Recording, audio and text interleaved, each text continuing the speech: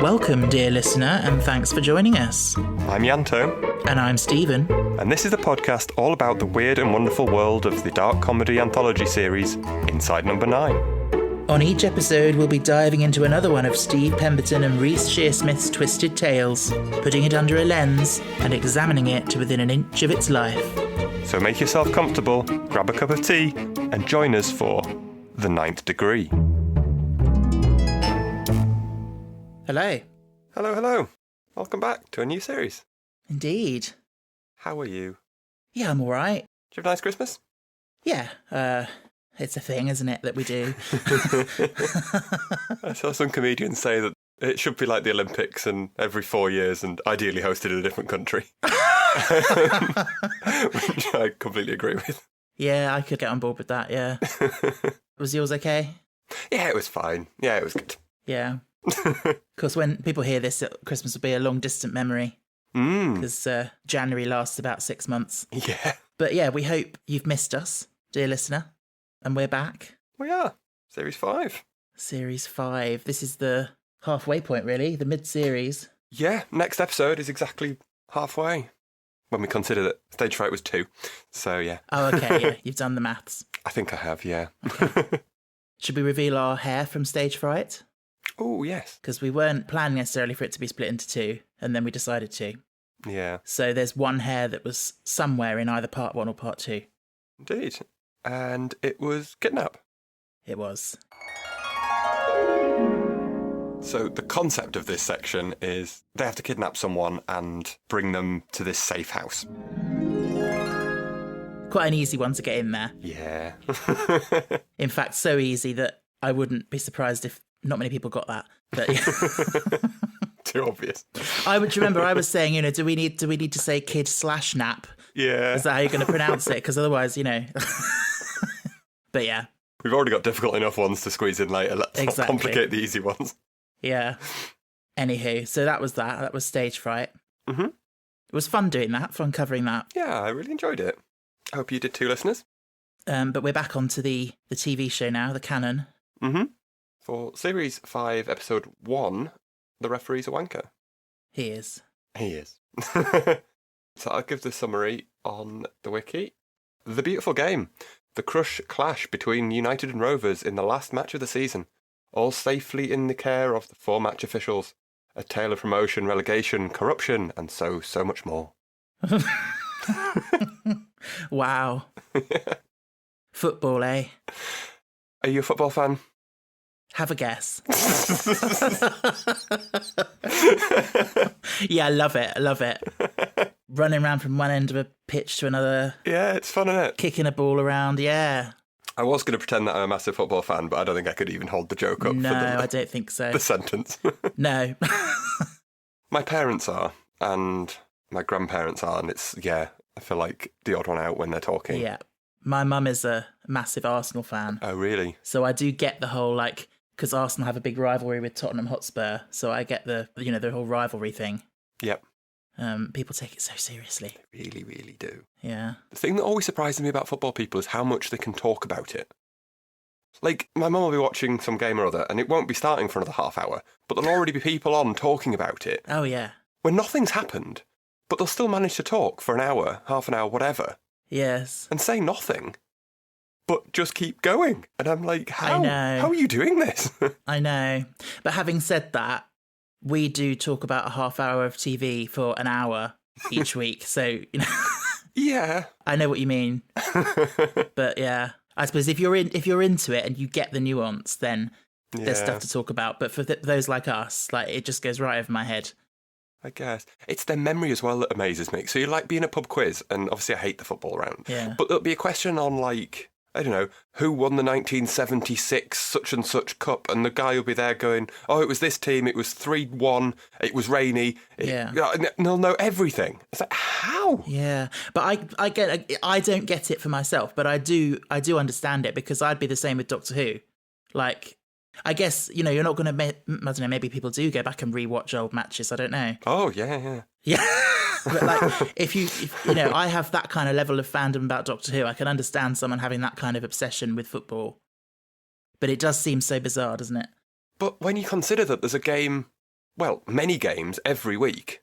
Yeah. And they seem to remember every single one of them, stretching back to when they were like 6. There's a lot of Doctor Who, but there's not that many. True. Yeah. Yeah, just trying to watch this and trying to make notes about it and stuff. Like, I just kept feeling like the IT crowd thing. Of, I know, yeah, Graham Linehan's a dick, but yeah, I do love that bit. The whole, did you see that ludicrous display last night? Yeah. The problem with whatever, they always walk it in. Yeah. Yeah, that's it. And there's a bit where they actually go to a match and Moss is just like, oh, look, he's kicked the ball. What an interesting development. Yeah. That's me when I'm sitting with my mum and she's watching football. I feel like we should apologise to any actual football fans out there. Yeah, we do apologise. Yeah. I was wondering this. What is the crossover between Inside Number 9 fans and football fans? I can't imagine it's huge, but... I can't imagine it's huge either. But you never know. No. Obviously, Steve is a big football fan, but Reese isn't. No. So I feel like he kind of represents us in like someone who's completely outside of that world. Yeah. And yet he still enjoyed making it and all that, for the drama of it and the story. I can sort of understand that, but I still find it hard to get enthusiastic about it. Yeah. This is weird for me. I was fully going into this expecting to slate this episode. I've only ever seen it once, when it aired, and I remember being very disappointed. Probably just because it was football. But I've gone back and rewatched it twice today, and I actually quite enjoyed it. Mm-hmm. I thought it was all right. I don't think it's amazing. No. But I did actually quite enjoy it, which I wasn't expecting to. I agree, really. I like the comedy of it, and I like some of the drama of it. Some quite high stakes. And yeah. I think on a first watch, like you say, on a first watch, I was so sort of the minutiae of the football stuff went way over my head. And so I didn't really understand the plot and the resolution. Right. Whereas having read up on it a bit and watched it again and sort of tried to concentrate a bit more, I understand what's going on. But it's not bad. No, I don't think it's bad at all. Yeah, it's not my favourite, but I was fully expecting to hate it a lot more from what I remembered from years ago. Yeah. So, it's taking place around a football match between teams called United and Rovers. Yeah. Very conveniently vague. Yeah. I even looked on his little badge because you can see the captain. Like, you get a close-up on his badge, it just says Rovers AFC. Yeah. I'm not even going to say the name of the town or city. Yeah. Yeah, I think it's quite wise, really, not to get politics involved of football. Could be anyone, yeah. Yeah. Speaking of which, I don't know if you noticed this when you watched. On iPlayer, did you get a little content warning thing pop up at the start? Well, not content warning, like... To say it had been edited, yes. Yeah. I don't know what's been changed. So I researched this. Oh, okay. Apparently they name-dropped a real referee called Barry Kropp. Okay. In the original episode.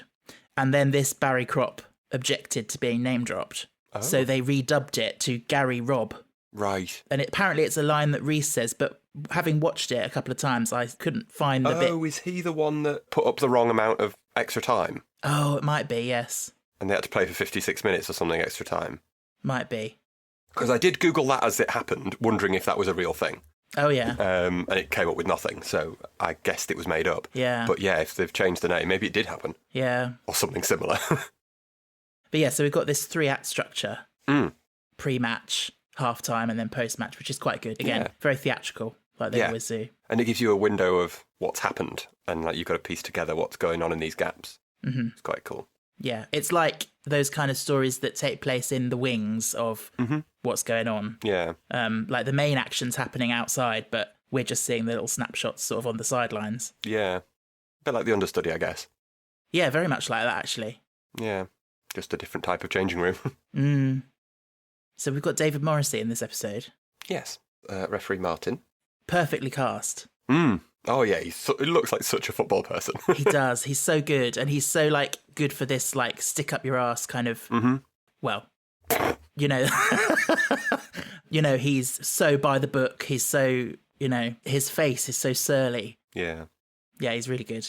And how fastidious he is about everything. And there with his little watches and making sure everyone's the second. And but you can also believe him as a dedicated football fan as well. It must be tricky in these things, like when you've got a referee. Like, if you're a referee, you're going to be a football fan, and therefore you're going to have a favourite team and teams you don't like, and keeping that all separate.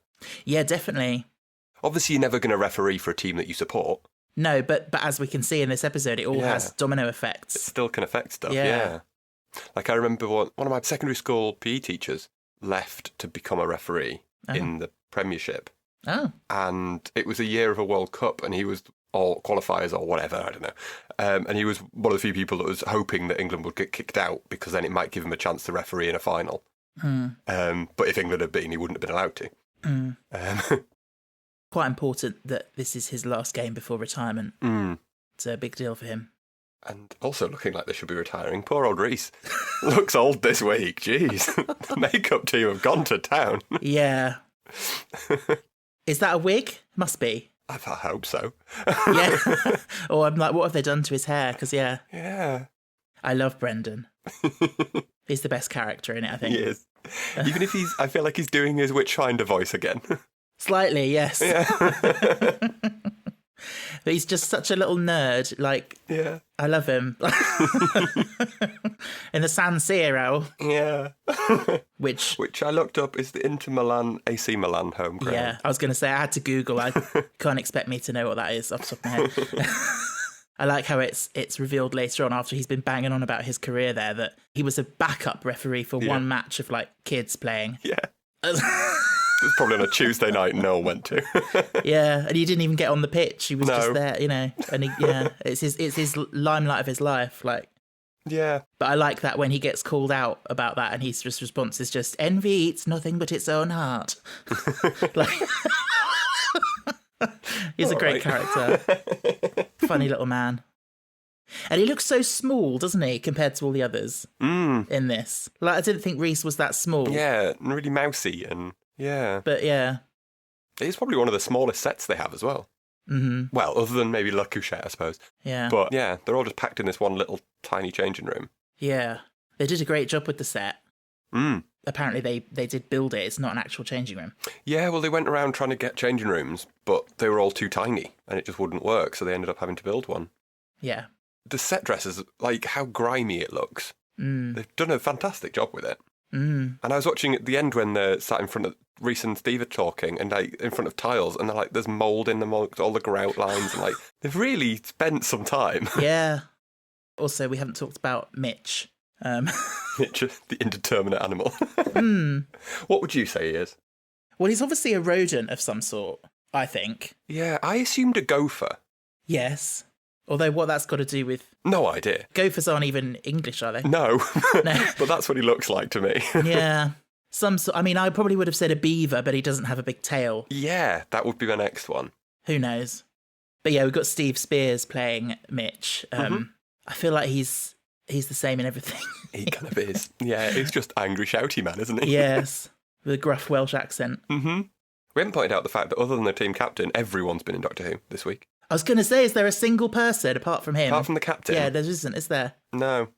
Obviously David Morrissey has, as Jackson Lake. I can't remember what Spears' name was, but he was one of the Slitheen, wasn't he? He was the policeman. Yes. Mrs. Tyler, that one. That's the one. Obviously Reece and Steve, and Ralph Little was in... Smile, wasn't he? Yes.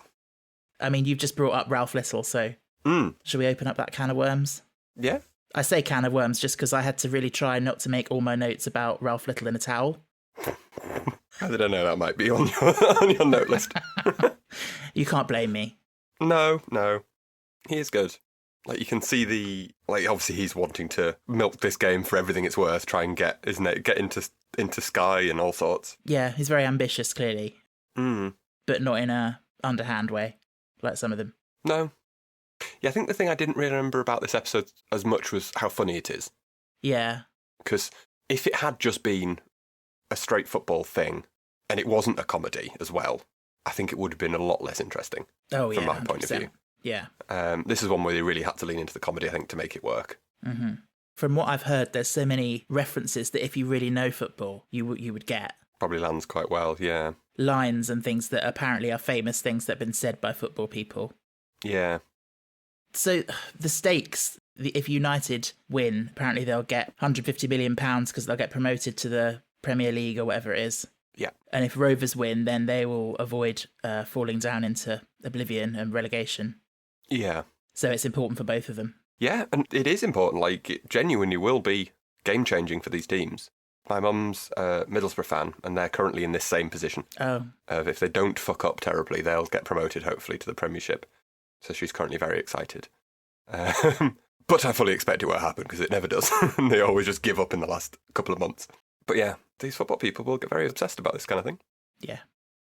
There's a whole thing of, Brendan's been in the toilet and made a smell. Yes. Which, I hate toilet humour. I know. But I did really like the joke when he's getting changed and he says, "Are those city pants, Brendan?" Yeah. No, I cleaned up this morning. That did amuse me. Yeah. There are some great little bits of wordplay. Yeah.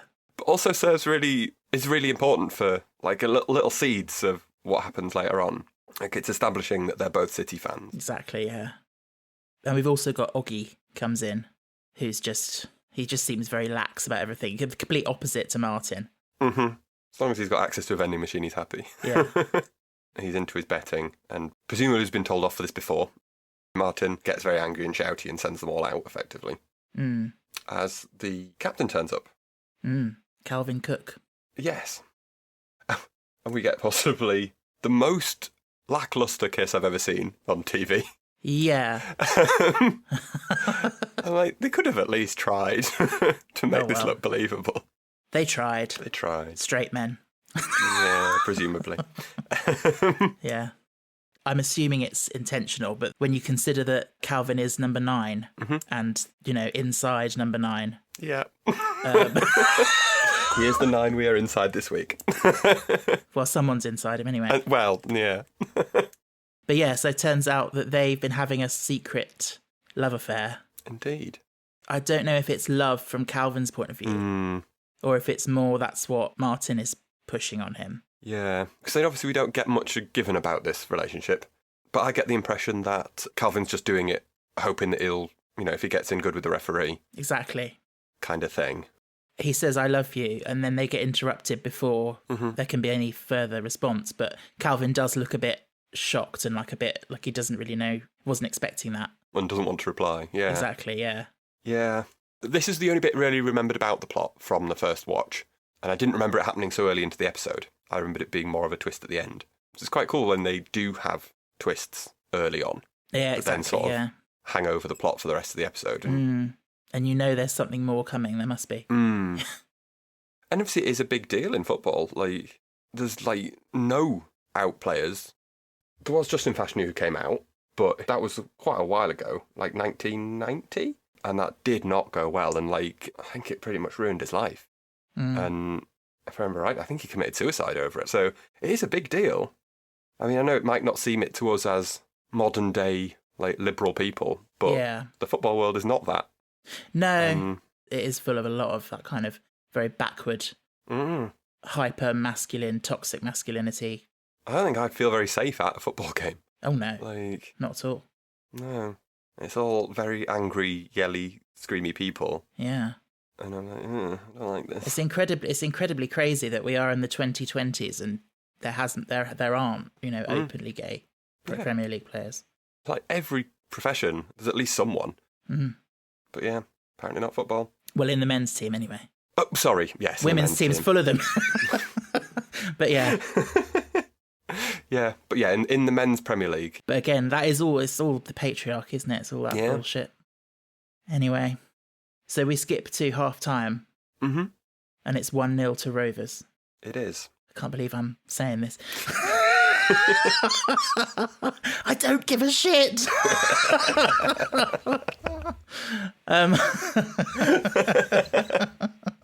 got the lingo right, so that's all that counts. Yeah. Yeah, it's 1-0, and stuff's clearly been happening. People are not happy. No, there's a lot of chanting going on. Goals happened because of potentially a referee mistake. Yeah. Initially, no one knows it was, but then Ralph's character, Phil, comes in, having spoken to the mascot, and found out that, yes, it was miles off. It shouldn't have been a throw-in. So they debated on the podcast about how VAR would have impacted this. Yeah. I never understand what the debate about VAR is. Like, I know it's now a thing, but Yeah. it was debated for a long time whether it should be allowed.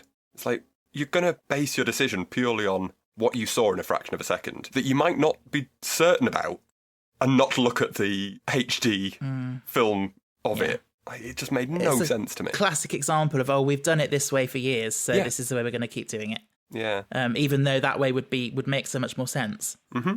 But the other thing that's weird is once they've made the decision and they've awarded it, they then obviously they're not supposed to be looking at the footage. But if they get proof that actually it was wrong, they can't change it. It's done now.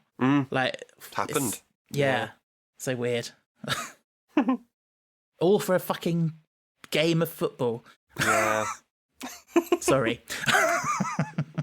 We've talked about football for this long before in my To our life. our one football fan listener. Sorry if we lose you. You can skip Yeah. this episode. Come back next week. Be more regular broadcasting. Yes. And so he awarded it, I think, on Oggy's advice, because he was the one that supposedly saw it. Yeah, so it'd been on his side of the pitch. Mhm. So Phil will be on one side of the pitch. Oggy would have been on the other side. Would be how it would have worked. Thank you. Just trying to flex that I know anything. I know, wow. I'm impressed. And what's the pitch? Is it that big green thing? It's the big green thing. Okay, yeah. right, yeah. Okay.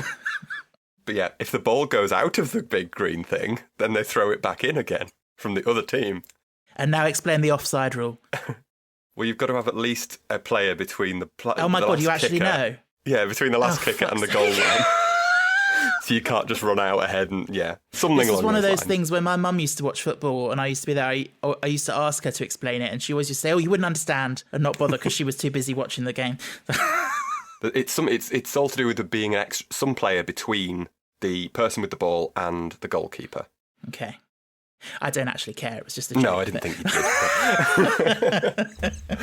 I've had to listen to this for years from my mum, so I'm making other people know. Yeah. You've just explained it and it's already gone out of my head.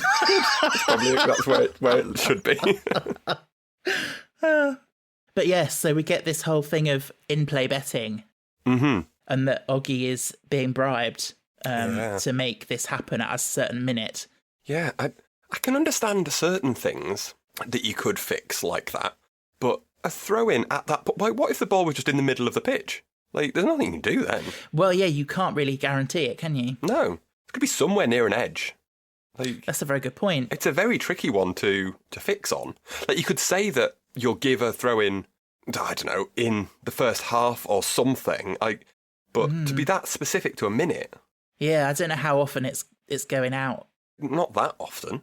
No. But unless the bet was, I don't know, the 26th minute, the 36th minute, the 46th minute, something like, and he had options. I don't know, but who knows? But it must be very tempting, like to do something that objectively no one's going to know you did. Like in theory, if you do it properly. And I guess that's why he got caught, because he knew it had to be this minute, and it was close-ish, so he went with it. Yeah, but it shouldn't have been, yeah. But no, yeah. Yeah, so it's all kicking off. No pun intended. Go Oh, look at me, I made a football pun. you. We're drinking pints next. Mitch comes in really angry. Mm-hmm. Linesman, call yourself a linesman. And there's a brawl, which is ridiculous. Yeah. For some reason, Reese ends up with his trousers down. Because why not? It's funny. I love that bit a minute later when he's just calmly explaining the rules while he's there with his hands over his tits. His little notepad. So funny. And yeah, Calvin's involved as well. Mm-hmm. There's violence, and Martin gives him a red card. Yeah. Awkward. Yeah. I mean, in Martin's defence, what else could he have done? Oh, no, exactly. It had to be. I don't really feel Calvin's got a leg to stand on here. Not at all. It's one thing shouting and screaming, but it's another thing actually punching a referee. Yes. It's funny that, you know how he tries to retract it and say, if I meant to give him a yellow card, I could have shown him that, couldn't I? And Brendan says, no, you already booked him in the first half. But I'm surprised that he did book him in the first half because, again, there must have been a... It's probably compensating, like he's gonna Oh, do yeah, something. I mustn't let it show that I have any favouritism, so I'm going to... Yeah. And also to throw off that he'll be worried that people will know, and if he yellow cards him, then that It throws it maybe off. that's no. Oh, well, I wouldn't have. If I'm really in love with him, I wouldn't have yellow carded him. So that kind of thing. I guess I don't know. Unless he did something. I mean, this guy clearly has a bit of a temper problem. So maybe who knows what he did on the pitch that he maybe couldn't have done anything but yellow card him. Exactly. Yeah. And yeah, then so Calvin outs Martin. Very awkward. Also, though, like, yes, I know he's doing it to hurt him and everything in that moment, but he's also outing himself. Well, he's outing himself that he's done this stuff with him. Yeah. But I think it's a bit of a once, like you said earlier, like he's done it to get in with the referee, and like. Oh yeah. I think Calvin's straight, and I think he's let him do things with him so that he can, use it to his advantage. Potentially, yeah, I suppose. Yeah, I think that probably makes sense because the way he says like you've sucked my cock for the last time. Very, yeah. Yeah, I can see what you mean though. Yeah, like he's outing him, but in his mind, he can't be outed because he's not gay. Not gay. Like those straight people who are like, oh, it's not gay if you do this or that. It's Yeah, no homo afterwards. Yeah, that's what he comes across like, oh, just because I let a man suck me off doesn't mean I'm gay. Yeah. And that's the soundbite for the episode. Yeah, that clipped up on TikTok. And then, oh my God, the funniest bit, that long pause after he says that and Huge storms pause. out. Really theatrical. So awkward. And then just Brendan I'll put all that in the report. Oh. It goes on forever, but it's perfectly timed. He's not great at reading the room. No. Brendan. So Martin plans that he's going to try and even things up in the second half. And the others are a bit, ooh, are you sure by this? Again, another great line from Brendan where he says, are you sure your judgment hasn't been coloured by Calvin? The fact that you just sent him off? Very good. And so, yeah, that's his plan to try and fix things. But that's just, creating more problems, really, isn't it? But I can understand the idea. yeah. But especially given how he's been painted to be this so by the book, you have to do things right. And then to admit that he's considering sort of fixing it a bit. But I suppose it's a difficult situation. Yeah, there's no right way to do it. Either he lets on and his friend loses his job and all sorts of stuff, I presume happens. I mean, given the way the character's been presented from the beginning of the episode, I think that is what he would have done, is just sort of say, well, that was Oggy's problem. He did that. Yeah. But, yeah, obviously there's developments to come, so... Yeah, we then go to the post-match, which was abandoned just before the end. Yeah. For... carnage. Suspected collusion, I was going to say, but yeah. Yeah. All sorts going on. Martin, in his efforts to maintain balance, has tried to claim handball on the goalie, who, I don't know if you know, is allowed to use their hands. Thank you. And gotten a penalty to be retaken 3 times until they successfully got it in. And the game is in massive disrepute. And yeah, it's got called off. I love that it starts with Phil like going around the changing room looking a bit shady and suspicious and then doing his eyeliner. I love that. Yeah. Also, forgot to mention earlier, I loved that joke about linesman Minelli. It was the image of him crying and it all running down his cheeks. Yeah. Although, I do like that joke, and I do like earlier when Martin refers to them as, Joan Crawford and Bette Davis, is it? The big rivalry thing. I also don't feel like a bunch of football referees would know about 1930s or whatever Hollywood drama, some matriarchs and stuff. That's a fair point. Yeah. I suppose people are more rounded than we think. Maybe, yeah. Maybe he's massively into the golden age of Hollywood. Yeah. Well, no, but they're of an older generation than us, and maybe they've heard family talk about it. I don't know. Maybe. I mean, everyone knows who Liza Minnelli was. Yeah. Is. Yeah. I still keep being amazed that she's alive. Yeah. I feel like she died about 20 years ago. I know, that's what I just had to correct myself. Past, present she's tense. Still very much alive. Yeah. Liza. But yeah, we've got officials and the police as well questioning them individually. It's obviously clearly going to come out. Yep. I don't understand that. So Oggy says to Martin, will you keep my name out of this? But his argument is being that he was only trying to keep things fair. So how does he say that? How can he maintain any element of I was maintaining fairness if he can't say what Oggy's done? No, I think that's ridiculous. Yeah. Unless he just says that, he's just going to say that Oggy made a mistake, and like not the malice behind, not the ill intentions behind it.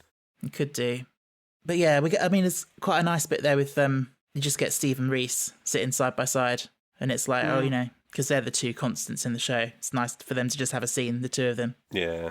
And Oggy says that the Eastern betting syndicate that contacted him actually sounded like just one man putting a voice on. Yeah. Which I feel is relevant when we get the final twist later. Oh, okay. I was wondering if maybe that one man putting a voice on was a particular man. I never considered that. Oh, I like that. Like he orchestrated the whole thing. Yeah. If that is the intention, I mean, it's not super clear, but I did wonder. I'd never considered that, but yeah, that really works. Yeah. And he knew he'd be the most vulnerable to it, maybe. Mm-hmm. Yeah, no, that tees up the rest of everything. Yeah. I mean, I still think we're dancing around the revelation, but I still feel like the plan would have worked either way. He still could have made all of that happen in the second half. He doesn't need what Oggy's done in the first half. But no, but I think helps. it helps because it creates the whole violent dispute and everything, which helps them get dock points, doesn't it? Yeah. If they just abandoned the match because of something had gone wrong, they wouldn't necessarily get dock points, I don't think, would they? Oh, no, but so I guess we just say it. So Martin has purposefully orchestrated all of this. Yeah. To hopefully ensure that this team loses some points. That puts them just under his team, City, who couldn't have otherwise had enough points for automatic promotion. So he's taken the last thing before he retires is to make sure that his team makes it into the Premier League. But I still feel like even if what Oggy had done hadn't happened, he could have still done his whole nonsense decisions in the second half, which would have led to fights, which would have led to red cards, which would have led to all the screaming and shouting and match being abandoned. I just feel like it probably helps, though, that the thing happened in the first half as well. Isn't he also concerned about his reputation, isn't he? So if he can pin it on Oggy, and Oggy being the one that did something wrong, and then he was just trying to fix it. Yeah. That looks better for him. Yeah, because that was going to be my point, that if these are related, how he knew that someone would do something. But yeah, that makes sense. Yeah, I think he did it. Yeah. Oh. Martin's just become a little bit more evil. I can believe it. Like his look on his face at the end when he's on his own and he realises his team is going to be promoted. Yeah. The passion, it really means a lot to him. Like that tattoo, City Till I Die. Mm-hmm. I mean, I don't understand it, but... Yeah, as if you're going to throw your whole career away. But he's got nothing else to lose at that point. Like, his career's done, so does it matter? He's happy. I've just seen in the trivia section of the Inside Number 9 wiki that they reckon that... So the title is written as the referee's a wanker with the ANK... Oh, yes. ...hashed out. Yeah. As that they actually think it's winner. Yeah. Which I'd never considered before, and I enjoy. Well, I was gonna bring this up, the whole title thing, because obviously when it comes up in the title card of the episode, it's starred out. Mm-hmm. And my question was going to be: is the title officially the referee's a W *****ER, or is the title the referee's a wanker, but they just can't put that on BBC? Yeah. Or on the podcast thing, they refer to it as referee's a wanker. Yeah. So, and they never went into saying that there was more to it than that. No. Which I think they probably would have done. But then they never mentioned the thing that you just said about Martin putting in a voice, so... No. Maybe not. I don't know. Yeah. It's interpretation, really. Yeah. But yeah, that is a nice double meaning there. Quite clever. It's mind-boggling to me that he would do all this for that. I know he says earlier, like, I did it for love. And I think you're supposed to think he's talking about Calvin. Yeah. But he's actually talking about love for his club. And the fact that he would risk his reputation and all the legal consequences for love for a club, like, it just shows like love is a stranger thing than anything else in this world, even if it is for a bloody football club. Like, Yeah. I mean, it's not like he's, just starting out and it's not a career he's that fussed about and he'll just jack it all in and go and do something else. Like, this is his legacy that he's, like, throwing away after however many years. Yeah. Very strange. That's what people who are into football are like. Yeah. And I did think as well, I was saying about how well cast David Morrissey was, but he's obviously very passionate about football himself. He is, and by all accounts. Very funny that they had to change the whole team names around that they had in the original script, because originally it would have required him to have United Till I Die on his back. And I think he's a Liverpool City fan, and that would have been too much for him to have that as a temporary tattoo for one day of filming on his back. Apparently that would have made him too sick. So they had to change the whole thing around. Really? Really? Call yourself an actor? Yeah. I've seen him in various things. He's murdered people and all sorts, so I don't think... Yeah, but he cannot have United on his back. But that's where he draws the line. Yeah.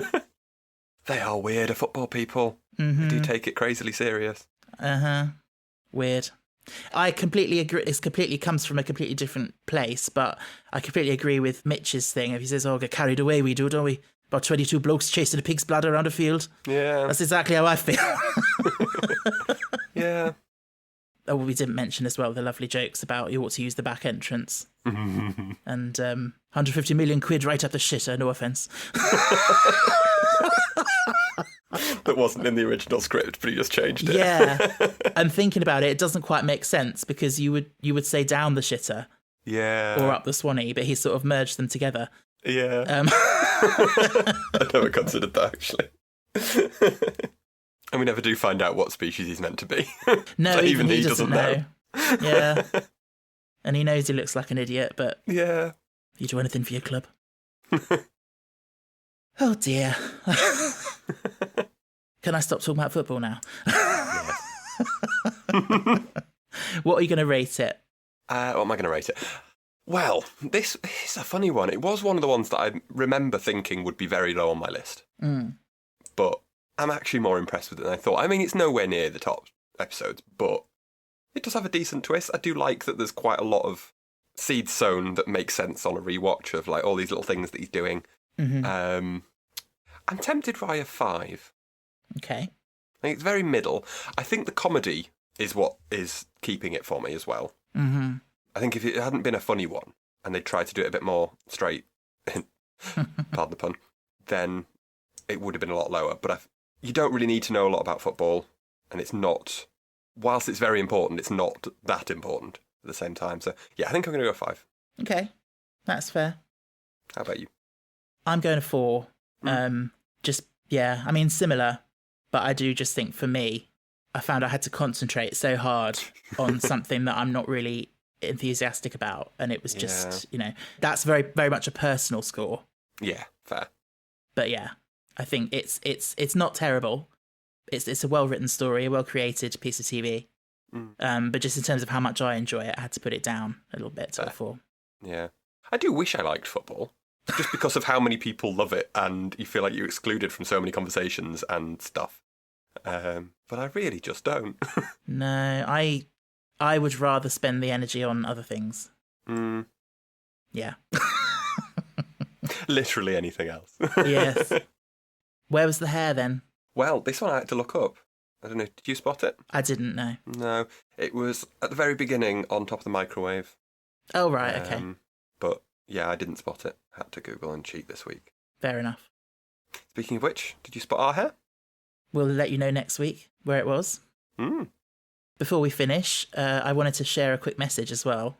This message came in on Instagram from Emma, who says, "Hello, hope you both had a lovely Christmas. I just wanted to send a wee message to say how much I'm enjoying the podcast. I'm such a huge fan of Inside Number 9, and it's been so lovely to listen to a show where the hosts are clearly so passionate and genuine. I found the podcast in the run-up of going to Stage Fright in Edinburgh, which I ended up going to twice because it was just the best show ever, and it's been such a joy to listen to, especially knowing there's going to be episodes once the theatre tour is over, and the show will be kept alive for a bit longer. Keep up the amazing work, guys. I look forward to the new episodes every week." Oh, Thank you, Emma. thank you, Emma. Oh, that's lovely. Yeah, we are glad that people enjoy listening to us, even when it's about football. So our viewership may dip this episode. Yeah. We are sorry. We'll be back with nonsense next week. We will. Yes. Again, quite a big one next week. We'll be back with Death Be Not Proud. Indeed. But for now, I think it's time to close the door on number 9. But you never really leave, do you? Thanks for listening to The Ninth Degree.